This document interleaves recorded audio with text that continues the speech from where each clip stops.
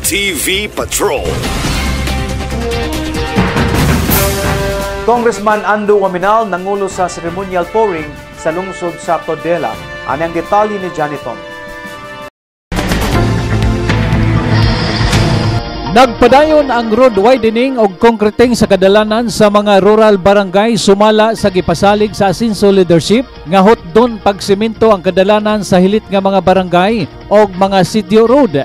Dili palang dugay, human gitambungan ni Congressman Ando Waminal ang inaugurasyon sa bagong legislative building sa lungsod sa Clarin.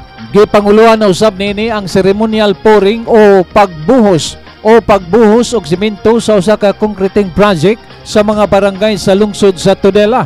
Kauban ni Congressman Ando Waminal sa mga mahinungdanong aktibidad, mao si incumbent Todela Mayor Samuel Parohinog og second nominee sa Asinso Pinoy Party List.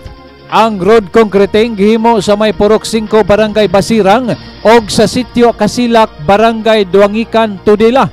Gipasalig ni Congressman Ando Waminal nga kutob sa iindusar nga mga project proposal sa mga municipal official, labi na sa mga road concreting o road repairs.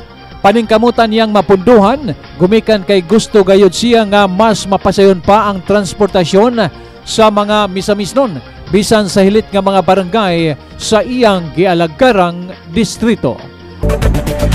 Alang sa 1TV Patrol, Johnny Tommy reporting.